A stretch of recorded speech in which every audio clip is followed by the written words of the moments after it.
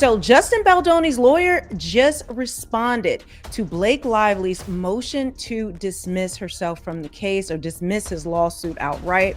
Says Blake is abusing the legal system, slams her motion to dismiss the lawsuit.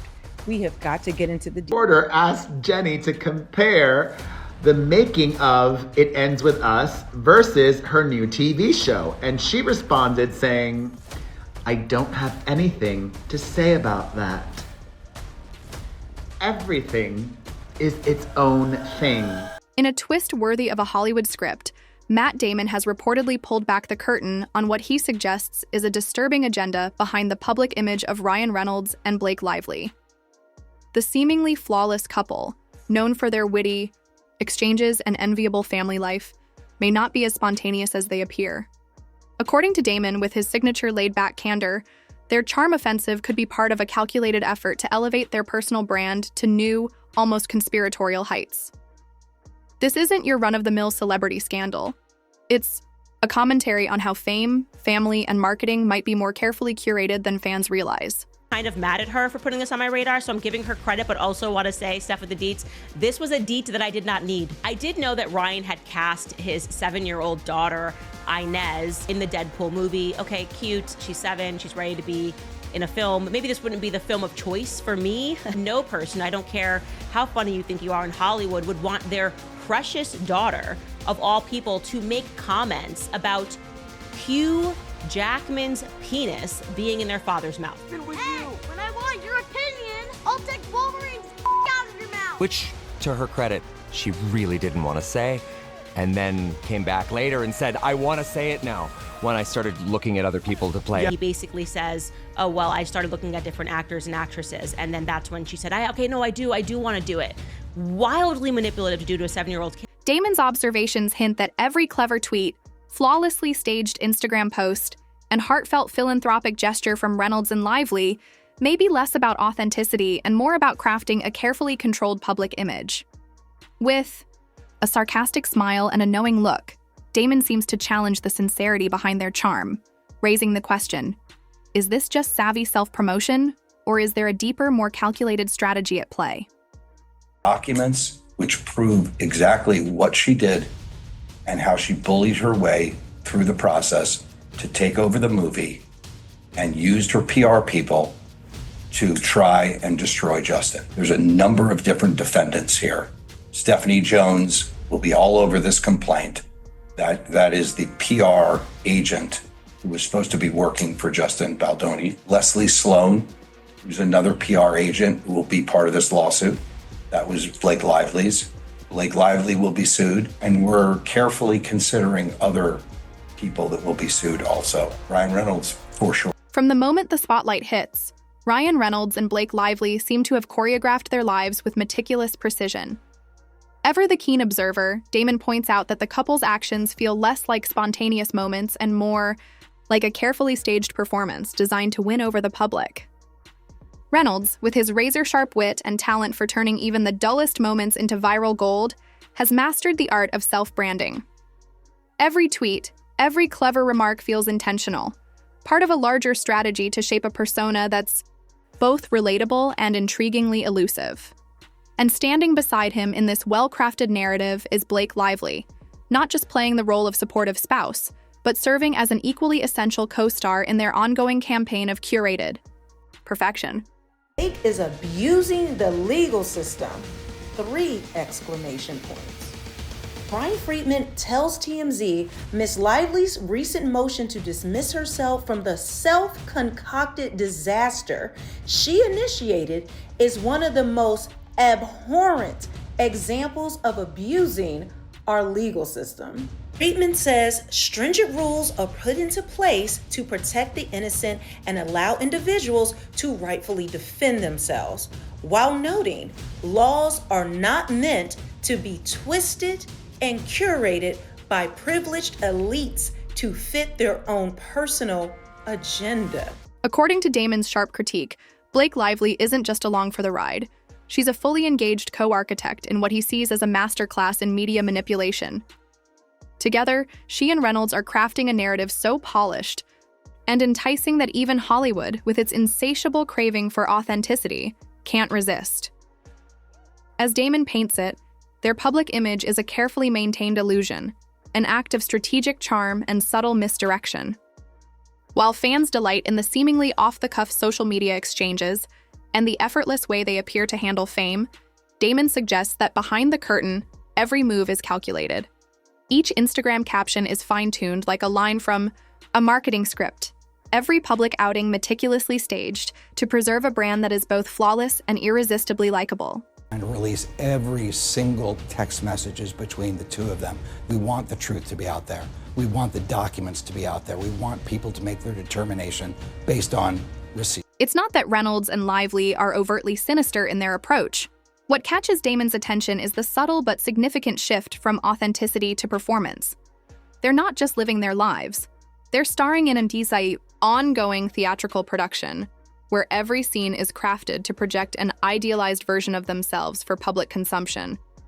With a tone laced in sarcasm, Damon remarks on the almost absurd lengths the couple goes to in preserving this flawless image. When every gesture feels calculated and every smile seems rehearsed, he questions whether the world is witnessing the real couple or simply watching two expertly trained performers executing their roles in a perfectly staged illusion. Justin Baldoni is firing back after Blake Lively filed a lawsuit against the actor, accusing him of unprofessional and sexually inappropriate behavior on the set of It Ends With Us. She also accused him of coordinating a smear campaign. Was there a coordinated smear campaign to bring down Blake Lively? 100% no. Baldoni is now suing the New York Times after the paper published a story about Lively's allegations. Do you plan to sue Blake Lively? Absolutely. You will? Yes. Baldoni claims that the text messages in Lively's lawsuit were taken out of context or excluded. The New York Times said in a statement that they stand by their reporting and plan to vigorously defend against the lawsuit. Lively said previously that she hopes her suit helps pull back the curtain on these sinister retaliatory tactics to harm people who speak up about misconduct. Reynolds' dive into the world of entrepreneurship only deepens the intrigue. From gin and mobile services to owning a football club, his every venture seems to blur the line between personal passion and strategic branding. As Damon dryly observes, it's as if Reynolds has transformed himself into a walking business empire, where each interest is not just genuine, but also a marketing asset. This isn't just a celebrity capitalizing on fame, it's a calculated exercise in self-commodification. And never far from the spotlight is Blake Lively, whose presence Damon describes as almost unnervingly perfect. She doesn't just support Reynolds, she enhances the brand, reinforcing a narrative in which their seemingly idyllic love story is seamlessly woven into the fabric of modern celebrity marketing. Okay, Justin Baldoni's lawyer is now speaking out and saying, hey, she's trying to take advantage. She's trying to take advantage of the legal system. She's abusing the legal system, and what she's doing is wrong. Okay, and what he filed is absolutely 110% within his rights. Let's get into this article here. This is very interesting. Justin Baldoni's lawyer is firing back at Blake Lively's attempt to cut herself out of this ongoing legal drama surrounding the film It Ends With Us. Brian Friedman tells TMZ Miss Lively's recent motion to dismiss herself from the self-concocted disaster she initiated is one of the most abhorrent examples of abusing our legal system. I agree. She's the one who filed this lawsuit. She went to New York Times, started a whole smear campaign defaming Justin Baldoni, making him lose all this money, making him get fired from his agency and all that stuff. Those are all grounds for defamation, for sure. It's destroying his name, it's destroying his finances, etc. That's huge. That's definitely defamation. Friedman says stringent rules are put into place to protect the innocent and allow individuals to rightfully defend themselves, while noting laws are not meant to be twisted and curated by privileged elites to fit their own personal agenda. Absolutely. I agree with that too. It doesn't make any sense for them to sit there and say, oh yeah, well, if it doesn't, I don't like this lawsuit, so therefore this was done out of revenge. That's what it is. Take me out of this situation. This whole thing's wrong. Even the couple's philanthropic efforts haven't escaped Damon's discerning eye. Every charitable donation, Every high-profile endorsement of a social cause is, on the surface, a portrait of generosity. But in Damon's view, there's a deeper, more strategic layer at play, an undercurrent of self-interest masked as altruism. These acts of giving, he suggests, are so precisely timed and perfectly aligned with their public image that they feel less like heartfelt gestures and more like well-placed props in a larger performance. The irony, Damon notes with a trace of cynicism, is striking. In a culture that celebrates authentic goodwill, their acts of kindness seem almost too polished, less about making a difference and more about maintaining the illusion of perfection. In his statement to TMZ, Friedman reiterated, as we said yesterday in response to Mr. Reynolds' same cowardly measures, we will continue to hold Ms. Lively accountable for her actions of pure malice, which include falsely accusing my clients of harassment and retaliation. Friedman summed it up by saying Blake's fantastical claims will be swiftly debunked as discovery moves forward, easily disproved with actual evidentiary proof. Damon doesn't hold back when it comes to the couple's digital footprint. In a world where every personal moment can be instantly broadcast to millions, Reynolds and Lively have turned their social media accounts into finely tuned engines of engagement. They offer up snapshots of their life that strike a delicate balance, relatable enough to feel authentic, yet polished enough to remain aspirational. But as Damon sees it, the spontaneity is an illusion. Behind the seemingly candid posts lies a calculated strategy, driven by a sharp understanding of the digital zeitgeist. Their online personas, he suggests, are less about revealing who they truly are, and more about projecting a version of themselves engineered to inspire constant admiration and perhaps a little envy. Lively was trying to get out of the lawsuit same way that Ryan Reynolds, her husband, was trying to get out of this lawsuit as well, basically saying that what he's saying was true about his claims about Justin Baldoni were true, and that, of course, he is exacting or exercising his First Amendment rights. Now, of course, we heard Blake Lively wanting to get out. She said that he filed this lawsuit out of retaliation, out of revenge. And she was saying, hey, it's wrong for him to do that, and it's absolute BS. The agenda Damon alludes to isn't some shadowy conspiracy cooked up in the back rooms of Hollywood. Rather, it's a reflection of how celebrity culture has evolved, where personal branding is no longer just a strategy, but a full-blown art form.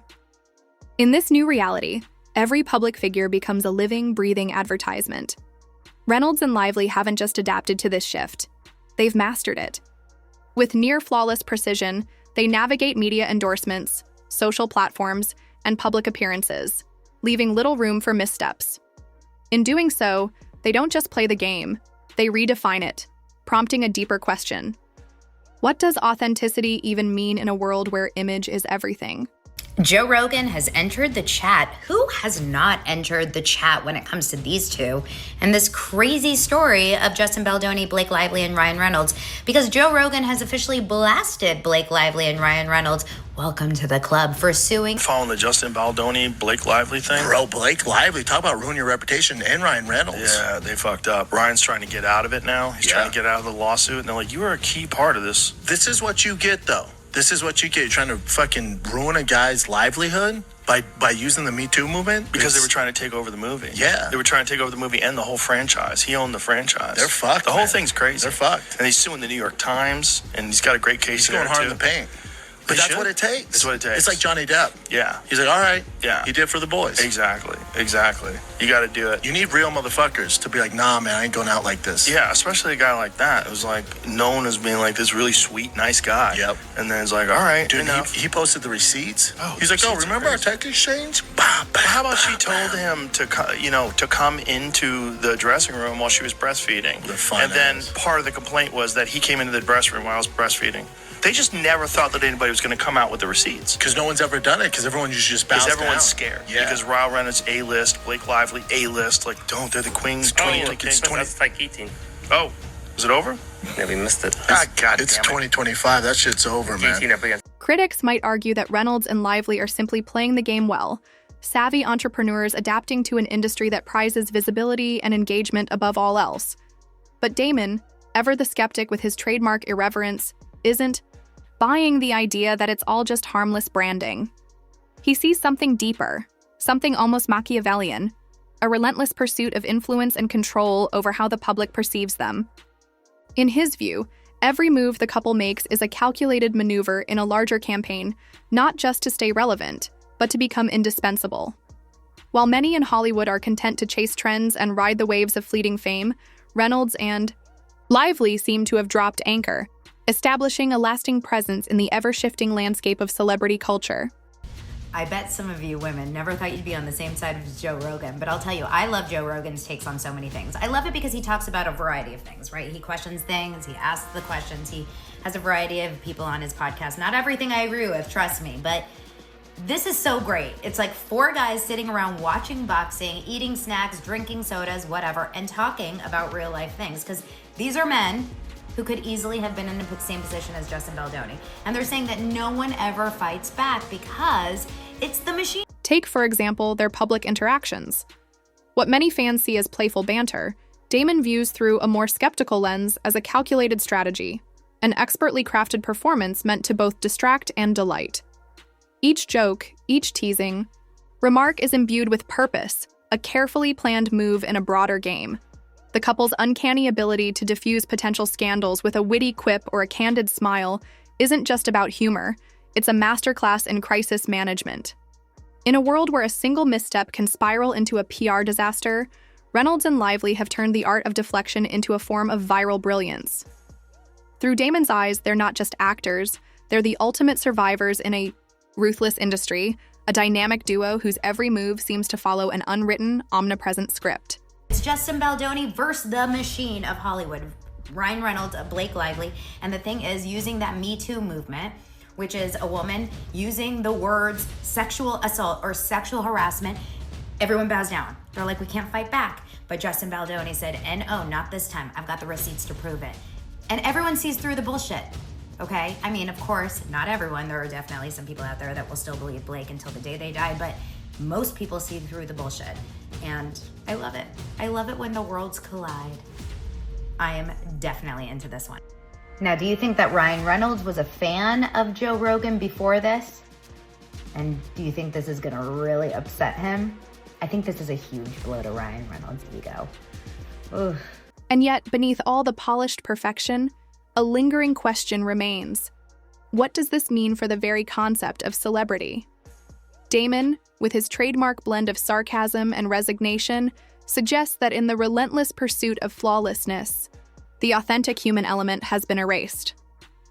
The qualities that once made stars relatable, imperfections, unpredictability, vulnerability, have been carefully scrubbed away. In their place stands an idealized version of celebrity, one that's as captivating as it is sterile. Through Damon's lens, Reynolds and Lively aren't so much living, breathing individuals as they are avatars, players in an ongoing simulation of fame. Every gesture, every public appearance serves as a reminder that in today's Hollywood, authenticity has been sacrificed on the altar of marketability. Hollywood Reporter, if you look at them exposing the 2 women that were, named but not named in Blake Lively's amended lawsuit, they call out Isabella Ferrer and Jenny Slate by name. When you look at the date that it was actually published, it was published the 19th at 1:18 a.m. That's an hour and 18 minutes, hour and 19 minutes if we're being generous, after Blake dropped her amended lawsuit and submitted it. Damon's insights, or rather his sharp commentary, act as a wake-up call, pushing us to question the authenticity of the images we consume and the stories we're told. When every act of kindness is a strategic move and every personal quirk becomes a branding tool, the line between reality and performance begins to blur. Reynolds and Lively, with their massive social media followings and untouchable public personas, are the poster children of this new era of celebrity. A world where the pursuit of perfection is ceaseless, and the price paid is often the erosion of real human connection.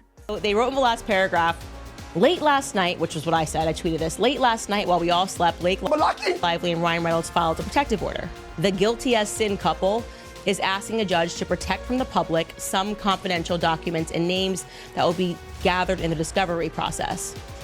And then after they put my tweet, they write, predictably, the media outlets picked up the same narrative. Okay, yeah, but that's what you did. Like, what am I guilty of here? Leading the pack of people, like, because like, what, we're psychotic and we're checking your filings every day? And we said, oh, look, yeah, she's filing for more protection to protect, she thinks it's confidential documents. We just read through this. We showed the public that's what you're doing. So I don't understand why I got name checked here. And then just to say, predictably, the media outlets picked up the same narrative. They're like, they got me out here looking like Regina George when she cuts her shirt. And then everybody just starts cutting their shirts. It's like, no, I'm just telling the truth. In his signature sardonic style, Damon leaves little room for ambiguity. His message is crystal clear. Beneath the glittering surface of fame lies a carefully constructed web of strategy and self-interest. The couple's charm isn't a happy accident, it's a meticulously crafted asset in the unending quest for public adoration. While the world may continue to fawn over their every move, those who take a closer look might realize that what seems like spontaneity is, in fact, a well-oiled machine of publicity stunts and calculated maneuvers. The truly unsettling part isn't that these stars are so adept at their craft, it's that their brilliance reveals a disturbing truth about the current state of celebrity. A truth Damon isn't afraid to highlight, complete with a smirk and a raised eyebrow. Blake Lively is definitely not everyone's favorite person right now, but that will not stop her friends from throwing her a birthday bash, it seems. Taylor Swift and Travis Kelce are hosting Blake Lively's birthday bash in Rhode Island. On Saturday, TMZ had gotten photos of Taylor and Travis at the Rhode Island mansion. But it turns out it is not just a romantic getaway for the two, they are going to be throwing a birthday bash. Because later in the day, the birthday girl, Blake, showed up with her husband, Ryan Reynolds. And they were seen smooching outside the house. And Travis Kelce's brother, Jason Kelce, also flew in for the event, along with Bradley Cooper. So I would guess that Gigi Hadid would also be there. And reportedly, Patrick and Brittany Mahomes are also there. And TMZ says the weekend retreat couldn't come at a better time for Blake, who's been dealing with all the It Ends With Us drama between her and Justin Baldoni. Oh, you mean the drama that Blake Lively created? As the conversation around celebrity culture shifts, Damon's observations serve as a stark reminder that there's always more than what meets the eye. The once glamorous facade of Hollywood, long seen as a haven for dreams and artistic expression, has morphed into a battleground for influence and relevance. In this arena, every smile, every laugh, and every act of charity is a calculated move in the high-stakes game of image control. Reynolds and Lively have perfected this game, turning every personal moment into a public spectacle, every private conversation into a headline.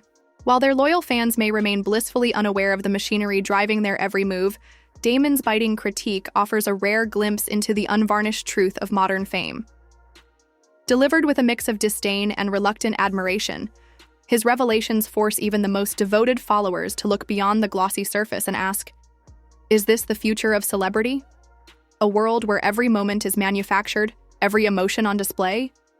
And if so, what does that mean for the art of being human in a society that values the spectacle of perfection above all else?